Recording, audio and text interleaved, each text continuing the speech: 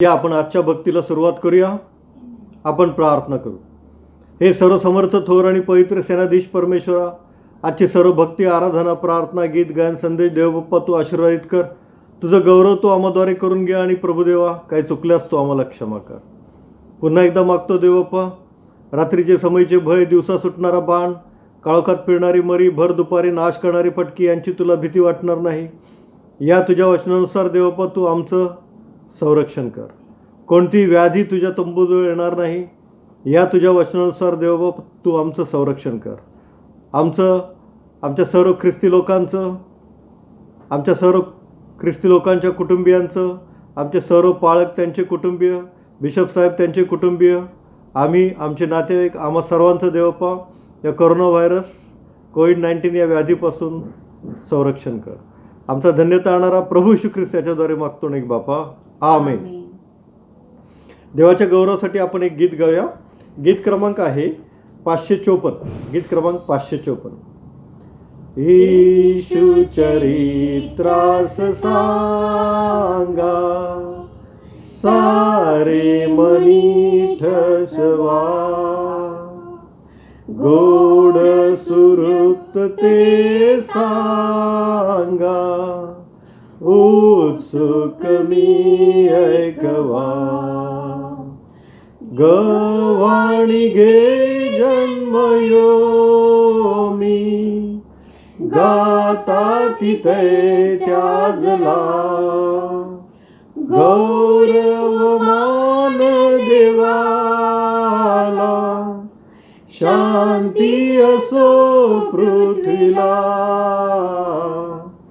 येशू चरित्रास सांगा, सारी मनी ठसवा, गोड सुरुत ते सांगा, उत्सुक मी ऐकवा. शेवटचं. सांगा कृषी तो दिलेला, साही किती वेदना, कैसा बळी पडलेला, मृत्यूस जिंकी म्हणा. आहानती तुल्य प्रीती, येईरले ऐकुनी, ख्रिस्ते मला दिली मुक्ती, प्राण स्वतार्पुनी. येशू चरित्रास सांगा, सारे मनी ठसवा, गोड सुरुत ते सांगा, उत्सुक मी ऐकवा. प्रभू तुम्हा असो. संत लुकाने लिहिलेल्या शुभवर्तमानामध्ये 3ऱ्या अध्यायात शुभवर्तमान लिहिले आहे. त्याच्या 21व्या ओळीपासून पवित्र शुभवर्तमानास प्रारंभ होतो. सर्व लोकांनी बाप्तिस्मा घेतला व येशूही बाप्तिस्मा घेऊन प्रार्थना करत असता असे झाले की आकाश उघडले गेले. पवित्र आत्मा देहरूपाने कबुतराप्रमाणे त्याच्यावर उतरला आणि आकाशातून अशी वाणी झाली की तू माझा प्रिय पुत्र आहेस, तुझ्याविषयी मी संतुष्ट आहे. हे ख्रिस्ताचे शुभवर्तमान आहे. हे ख्रिस्ता तुझी स्तुती असो. आपण प्रार्थना करूया. सर्व समर्थ थोर आणि पवित्र सेनाधीश परमेश्वरा, तुझ्या वचनाची फोड करत असताना देवबाप्पा, तुझा आत्मा तो आमच्यामध्ये घाल. तुझं गौरव तो आम्हाद्वारे करून घे. तुझ्या पवित्र शुद्ध रक्ताने तू आमची पापं धुवून टाक. आणि देवबाप्पा, तुझं वचन तू आम्हाला समजावून सांग. आमचा धन्यता आणणारा प्रभू येशू ख्रिस्त याच्याद्वारे मागतो नाही बापा, आमेन. गेल्या रविवारी आपण पाहिलेलं आहे की प्रभू येशू ख्रिस्त बाप्तिस्मा घेऊन प्रार्थना करत असता असे झाले की पवित्र आत्मा देहरूपाने कबुतराप्रमाणे त्याच्यावर उतरला. म्हणजे प्रार्थनामय जीवन आपलं असलं पाहिजे तर आपल्याला पवित्र आत्मा मिळतो. बाप्तिस्मा घेतल्यानंतर आपलं जीवन हे प्रार्थनामय जीवन असलं पाहिजे तर आपल्याला पवित्र आत्मा मिळतो, असं आपण गेल्या रविवारी पाहिलं होतं. दुसरं उदाहरण पण आपण घेतलं होतं. 120 जणांना माडीवरच्या खोलीमध्ये पवित्र आत्मा मिळाला सॉरी, तेव्हा ते 120 जण 10 दिवस प्रार्थना करण्यात तत्पर होते, ते बाहेरही गेले नाहीत. म्हणजे प्रार्थनामय जीवन असेल तर आपल्याला पवित्र आत्मा मिळतो. मग एकदा पवित्र आत्मा मिळाला की तो कायम आयुष्यभर आपल्याबरोबर राहतो का, मरेपर्यंत राहतो का? तर नाही, असं आपण पाहिलं होतं. जेव्हा आपण चुकीचे विचार, चुकीच्या कल्पना, चुकीचे काम करतो, तेव्हा तो पवित्र आत्मा आपल्याला सोडून जातो. परंतु पुन्हा जेव्हा आपण प्रार्थनेमध्ये, प्रार्थनामय जीवनामध्ये येतो, आपलं निष्कपट मनाने आपण प्रार्थना करत असतो, तेव्हा त्या प्रार्थनामय शुद्ध अंतःकरणाच्या जीवनामध्ये, प्रार्थनामय जीवनामध्ये पुन्हा पवित्र आत्मा आपल्यावर येतो, असं आपण गेल्या रविवारी पाहिलं होतं. देवाची स्तुती असो. तर जेव्हा पवित्र आत्मा आपल्यावर येतो तेव्हा एक रिलेशनशिप, एक नातं निर्माण होतं आपलं आणि परमेश्वराचं. इथं लूक 3:22 मध्ये असं म्हटलेलं आहे, पवित्र आत्मा देहरूपाने कबुतराप्रमाणे त्याच्यावर उतरला आणि आकाशातून अशी वाणी झाली की तू माझा प्रिय पुत्र आहेस, तुझ्याविषयी मी संतुष्ट आहे. हे एक नातं निर्माण होतं पिता आणि पुत्राचं. आपण परमेश्वराचे पुत्र होतो. पवित्र आत्म्याच्या अभिषेकाने आपण काय होतो? परमेश्वराचे पुत्र होतो. आपण परमेश्वराचे पुत्र आणि कन्या असे होतो. जर आपल्यावर पवित्र आत्मा उतरला तर आपण परमेश्वराचे पुत्र आणि कन्या होतो. आणि हे जे रिलेशन आहे ते कायम राहतं शेवटपर्यंत. रिलेशन तुटत नाही. कारण एकदा एका मुलाने जर जन्म घेतला तर बाप आणि मुलगा, आई आणि मुलगा यांचं जे रिलेशन झालेलं आहे, मुलगा आणि बाप, हे रिलेशन कधीच तुटत नाही. मुलगा हा शेवटपर्यंत मुलगाच असतो, बाप हा शेवटपर्यंत बापच असतो. तसे हे रिलेशन फिक्स एस्टॅब्लिश होतं.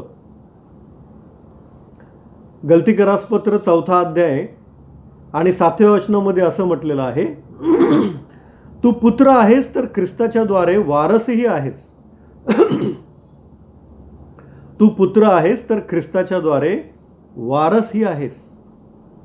आणि जर आपण या पवित्र आत्म्याच्या अभिषेकाद्वारे पुत्र आणि कन्या परमेश्वराचे होतो तर आपण ख्रिस्तामध्ये, ख्रिस्ताद्वारे वारसही होतो.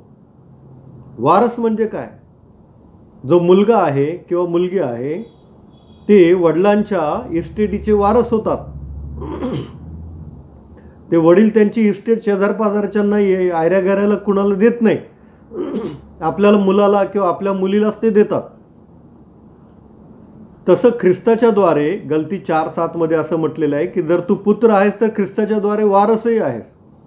मग पिता परमेश्वराचे आपण वारस म्हणजे काय?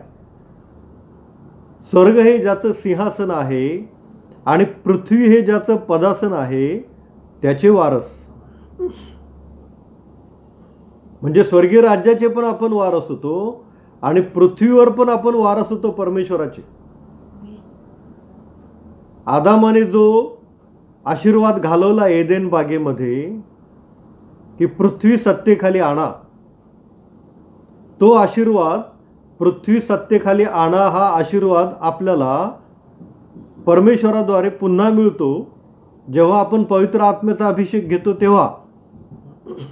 आणि जेव्हा पवित्र आत्म्याचा अभिषेक आपण घेतो तेव्हा पृथ्वीवर जगत असताना आपण जे काम हातात घेऊ त्या कामामध्ये आपल्याला आशीर्वाद व यश मिळतं.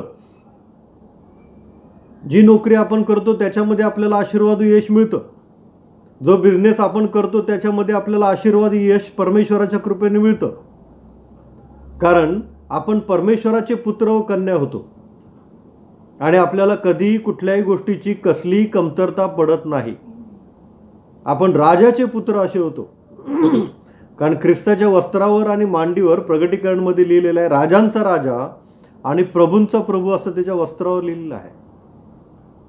जो राजांचा राजा आणि प्रभूंचा प्रभू येशू ख्रिस्त आहे त्याचे जो आकाश व पृथ्वी यांचं उत्पन्न करता परमेश्वर, सेनाधीश परमेश्वर आहे, त्याचे, जो पवित्र आत्मा परमेश्वर आहे, त्याचे आपण वारस होतो.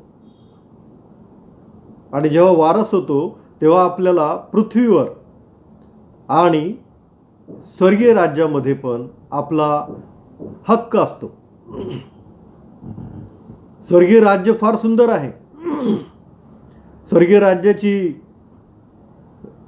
कल्पना आपल्याला संत पौलांनी पहिले करंथीकरास पत्र 2 अध्याय 9व्या वचनामध्ये दिलेली आहे. संत पौल हे जिवंत असताना 3ऱ्या स्वर्गापर्यंत जाऊन आले. परमेश्वर त्यांना 3 स्वर्ग दाखवून आला. मागच्या एका संदेशामध्ये मी ते 3 स्वर्ग काय आहेत हे सांगितलेलं आहे. नवे आकाश, नवी पृथ्वी आणि नवे यरुशलेम हे ते 3 स्वर्ग आहेत.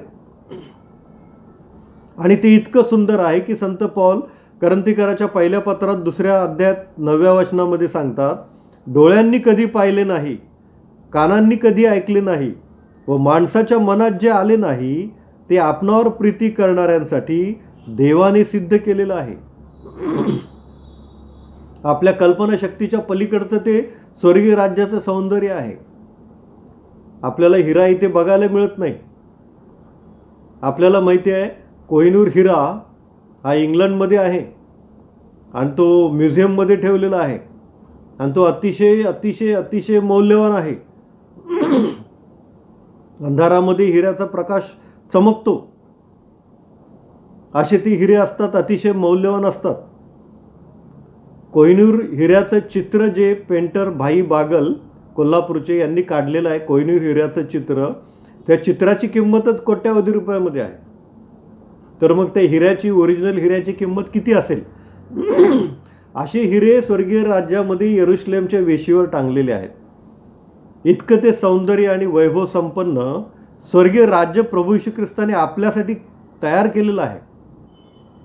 परंतु ज्याला पवित्र आत्मा मिळतो तोच स्वर्गीय राज्यामध्ये जातो, असं प्रभू येशू ख्रिस्त योहानकृत शुभवर्तमान 3रा अध्याय 5व्या वचनामध्ये आपल्याला सांगतो.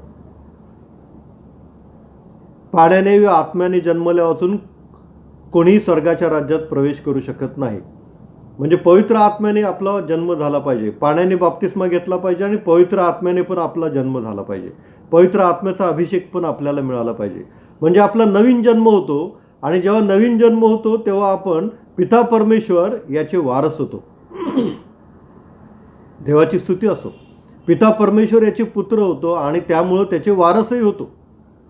आता लूककृत शुभवर्तमान 15वा अध्याय 11व्या वचनाच्या पुढे परमेश्वर प्रभू श्री ख्रिस्ताने एक दाखला सांगितलेला आहे उधळ्या पुत्राचा, की एक उधळ्या पुत्र असतो, तो आपल्या बापाकडून आपल्या मिळकतीचा हिस्सा घेतो, दूर देशी जातो आणि सर्व संपत्ती उडवतो. आणि सर्व संपत्ती उडवल्यानंतर त्याच्याकडचे पैसे संपतात, मित्रमंडळी सगळे संपते आणि त्याला खायचे प्यायचे वांदे होतात. आणि मग तो एका माणसाकडे डुकरं चारण्याचं काम करतो. डुकरं चारत असताना त्या डुकराच्या शेंगा खाण्याची त्याची इच्छा होते.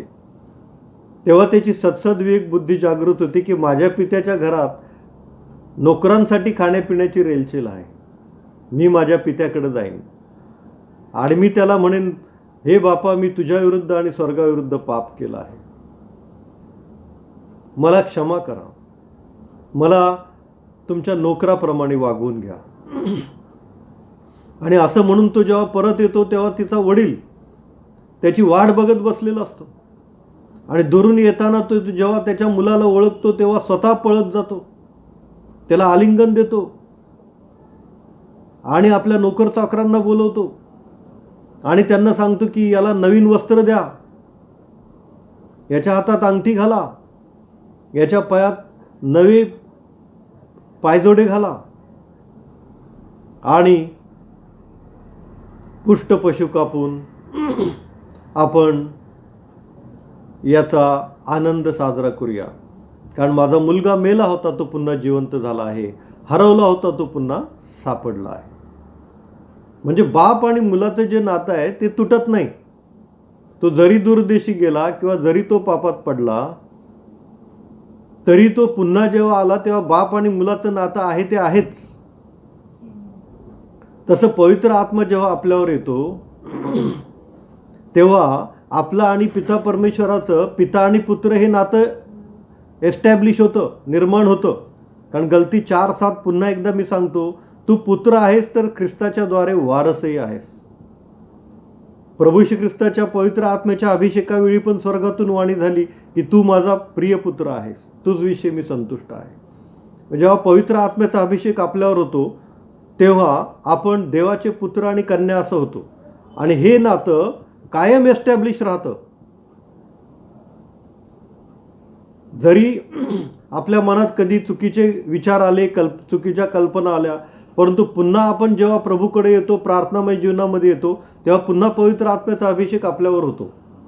परंतु तो पवित्र आत्म्याचा अभिषेक सुरुवातीला प्रथम एकदा तरी तो आपल्यावर झालाच पाहिजे. त्यासाठी अतिशय अतिशय अतिशय लीन आणि नम्र होऊन प्रार्थनामय जीवनामध्ये आपण आपल्या जीवनामध्ये आलंच पाहिजे. त्याशिवाय स्वर्गीय राज्य मिळणार नाही. ते स्वर्गीय राज्य फार सुंदर आहे. डोळ्यांनी कधी पाहिले नाही, कानांनी कधी ऐकले नाही व माणसाच्या मनात जे आले नाही ते आपणावर प्रीती करणाऱ्यांसाठी देवाने सिद्ध केले आहे. देवाची स्तुती असो. मग काही लोकांना वाटत असेल की हा जो मनुष्याचा आत्मा आहे तो आत्मा म्हणजेच पवित्र आत्मा आहे का? तर तसं नाही. मनुष्यामध्ये जो आत्मा आहे, आदामाला जेव्हा बनवलं परमेश्वराने, मातीपासून बनवलं आणि त्याच्यामध्ये परमेश्वराने श्वास फुंकला आणि मनुष्य जीवधारी झाला, त्याच्यामध्ये जीव आला, तो जिवंत झाला. म्हणजे जो श्वास फुंकला तो मनुष्याला मनुष्याचा आत्मा परमेश्वराने दिला आणि तो मनुष्याचा आत्मा मनुष्यामध्ये असतो. मग जेव्हा मनुष्य मरतो तेव्हा काय होतं? मनुष्य मरतो तेव्हा मनुष्याचा आत्मा जमिनीमध्ये म्हणजे अधोलोकामध्ये जातो. मनुष्याचा आत्मा, तो मनुष्याचा आत्मा स्वर्गात जात नाही. परंतु जर देवाचा पवित्र आत्मा असेल तर तो देवाचा पवित्र आत्मा स्वर्गामध्ये जातो. जर त्या माणसावर किंवा स्त्रीवर पवित्र आत्म्याचा अभिषेक झाला नसेल आणि तो मनुष्य मेला तर त्याचा आत्मा जमिनीमध्ये अधोलोकामध्ये न्यायाच्या दिवसाची वाट पाहत राहतो. न्याय होऊपर्यंत तो तसाच अधोलोकामध्ये राहतो. परंतु जर त्या व्यक्तीवर प्रभू श्री ख्रिस्ताच्या नावामध्ये पवित्र आत्म्याचा अभिषेक झाला असेल तर मग मात्र तो पवित्र आत्मा त्या माणसाचं देवदूत बनून स्वर्गीय राज्यामध्ये जातो. त्या माणसाचा रिप्रेझेंटेटिव्ह असा तो देवदूत होतो, तो पवित्र आत्मा, आणि तो स्वर्गीय राज्यामध्ये जातो. लगेच या क्षणी पृथ्वीवर डोळे मिटले की त्याच क्षणी स्वर्गीय राज्यामध्ये तो आत्मा, जो पवित्र आत्मा आहे, तो त्या माणसाचं रिप्रेझेंटेटिव्ह म्हणून स्वर्गीय राज्यामध्ये डोळे उघडतो. प्रभू श्री ख्रिस्त उजवीकडच्या चोराला काय म्हणाला? तू आज माझ्याबरोबर सुख लोकात असशील. म्हणजे ज्या क्षणी मरतो मनुष्य, ज्याचा विश्वास आहे, ज्याच्यावर पवित्र आत्म्याचा अभिषेक आहे, तो मनुष्य ज्या क्षणी पृथ्वीवर मरतो त्याच क्षणी त्याचा आत्मा, पवित्र आत्मा या स्वरूपात देवदूताप्रमाणे स्वर्गीय राज्यामध्ये डोळे उघडतो. फिलिप्पीकरास पत्र 1 अध्याय आणि 21व्या वचनामध्ये असं सांगितलं आहे. फिलिप 1:21, मला तर जगणे हे ख्रिस्त आणि मरणे हा लाभ आहे. येथून सुटून केव्हा मी ख्रिस्ताजवळ जाईन याची मला उत्कंठा लागली आहे. म्हणजे जगणे हे ख्रिस्त आहे, मरणे हा लाभ आहे. मेलो तरी संत पौल म्हणतात येथून सुटून मी केव्हा ख्रिस्ताकडे जाईन याची मला उत्कंठा लागली आहे. कारण संत पौलांवर पवित्र आत्म्याचा अभिषेक होता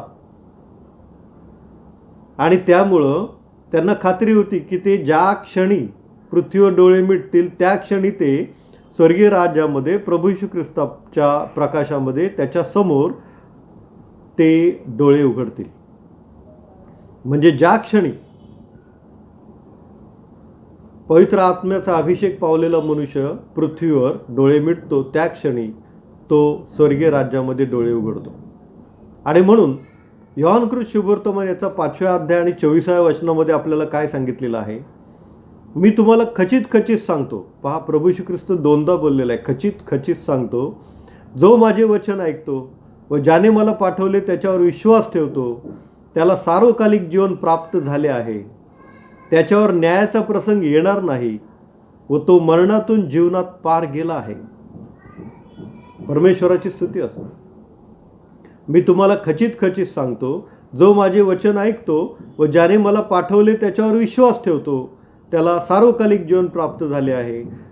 त्याच्यावर न्यायाचा प्रसंग येणार नाही, तो मरणातून जीवनात पार गेला आहे. देवाची स्तुती असो. इथं विश्वास हा शब्द आलेला आहे आणि विश्वास हे पवित्र आत्म्याचं फळ आहे.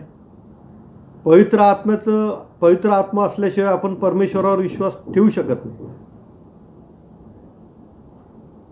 त्या विश्वासाला कृतीची जोड पवित्र आत्मा असल्याशिवाय आपण देऊ शकत नाही. कारण पवित्र आत्म्याची फळं गलतीकारास-पत्र 5वा अध्याय 22-23 वचनामध्ये आपण पाहिलेली आहे. प्रीती, आनंद, शांती, सहनशीलता, ममता, सौम्यता, चांगुलपणा, विश्वास आणि इंद्रिय दमन. ही पवित्र आत्म्याची 9 फळं जी आहेत ती आपल्यामध्ये पवित्र आत्मा आल्यानंतर दिसू लागतात.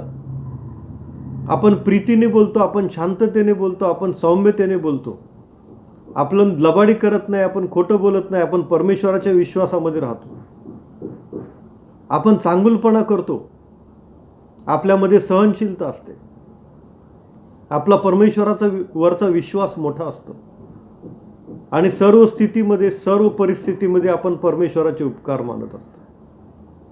सुखामध्ये दुःखामध्ये आपण परमेश्वराची प्रार्थना करत असतो. म्हणून आज आपण पाहिलं की परमेश्वराचा पवित्र आत्मा आपल्याला जेव्हा मिळतो तेव्हा आपण परमेश्वराचे पुत्र आणि कन्या असं होतो.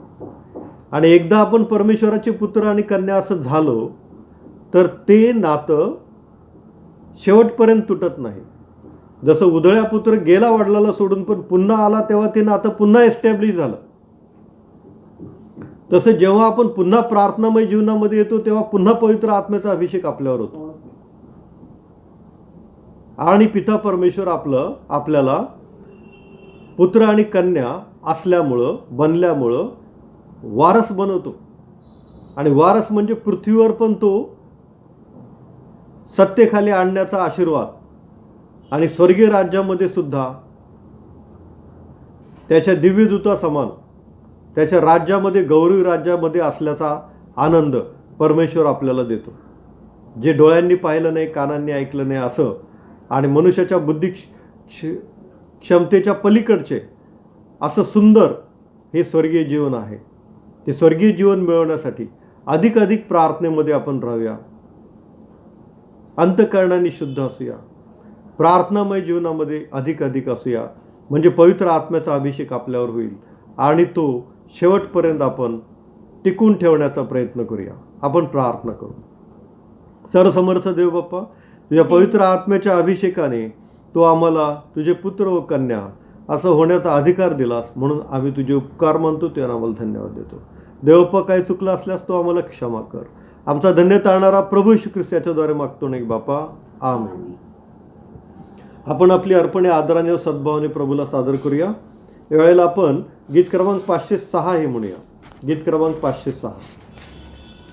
तन मन धन प्रभु तव चरणी, तन मन धन प्रभु तव चरणी, सकल तुझे तुझी दिलेसी, सकल तुझे तुझी दिलेसी,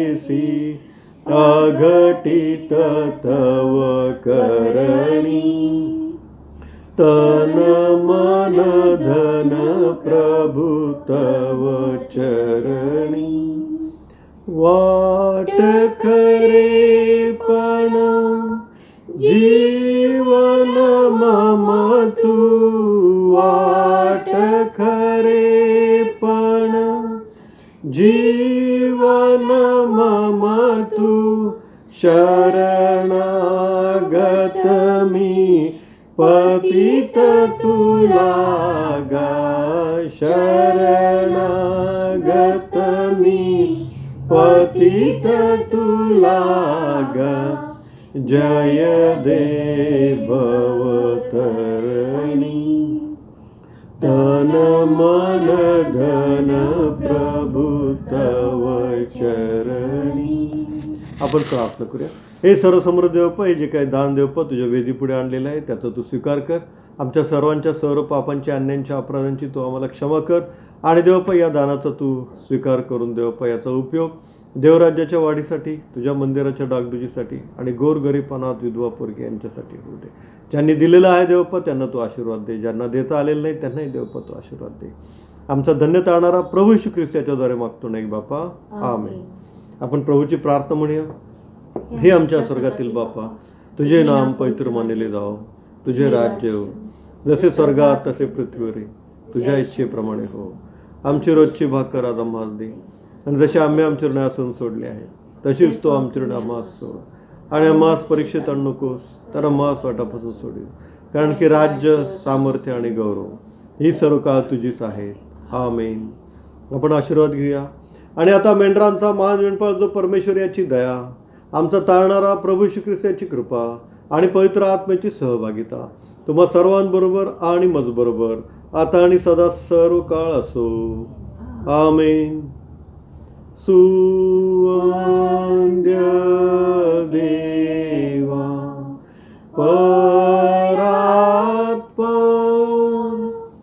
सवा हो त्याला खाली वा, तो बाप पुत्र आत्मा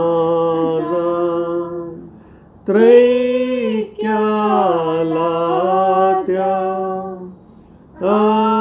अनंत मान,